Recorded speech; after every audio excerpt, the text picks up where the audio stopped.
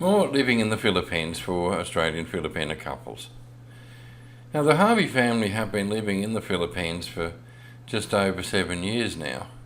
Now, right from the start for us, it was intended to be a full-time move, and it remains so. Most people I spoke to at the time who had lived here as Australians in the Philippines for a long time told me that the gloss would rub off within 3 to 5 years and I would hate the place and desperately want to come back, but we're still here. Now, why do Australians stop living in the Philippines? This would apply to most Westerners, or foreigners as we're called here, living in the Philippines.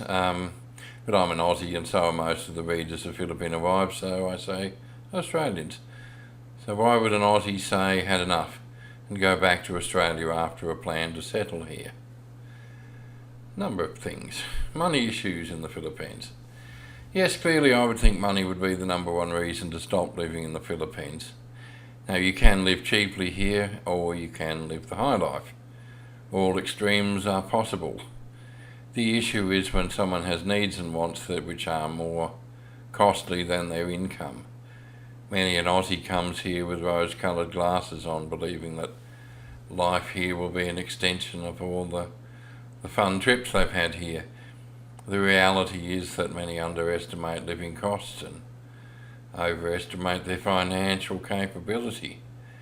This applies both to those on fixed incomes like pensions and to those who think they'll make a successful business here. Pressure from Filipino families. This would probably be the number 2 reason, although in some families it may be the number 1 reason to cease living in the Philippines. This will largely depend on where the priorities of your Filipina wife lie.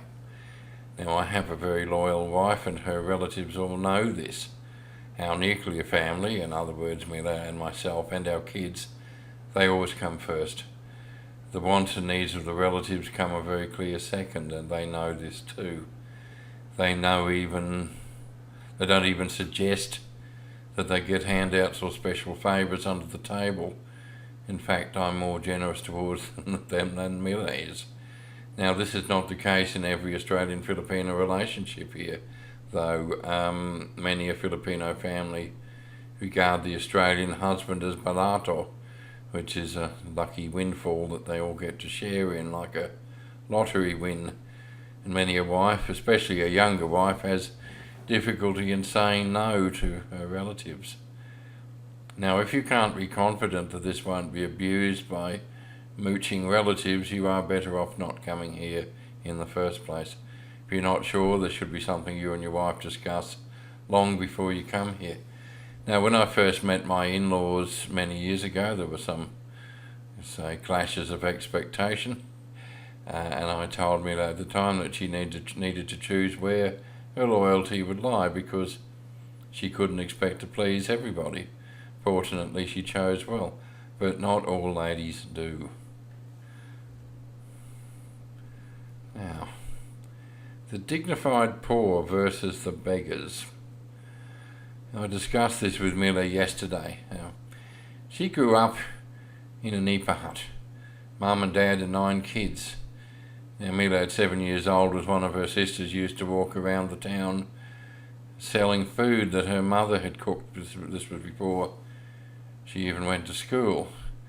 And even when she was still in elementary school, she washed clothes by hand for the neighbours when she was only a few years older, and this was her life.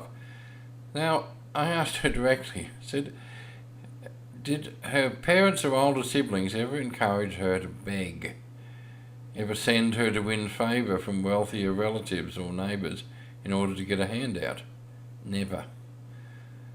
Now, we have relatives and relatives of relatives, as well as those who are very keen on being friendly with us, and it's been for the sole purpose of begging favours, handouts, gifts and support. Now, you could just about cut the insincerity with a knife sometimes. Now, I don't blame the kids who are unfortunately involved, and they're usually the ones who do the begging and the sucking up. they're just doing what they're told to do, and I feel sorry for them being trained to be beggars. And I have nothing but contempt for parents who use kids in such a way. This can certainly make life here very difficult for Australian expats. Best advice, if you think you may want to live in the Philippines, then great. You may be one of the successful ones, and I hope you are. I think this is a wonderful place to live. But do yourself a favour and try living here for a year before you make a full commitment. Don't burn your bridges. Thank you.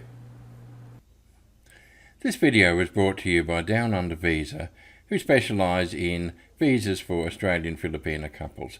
Please visit our website and complete a free visa assessment form. And please watch some of our other videos. Thank you.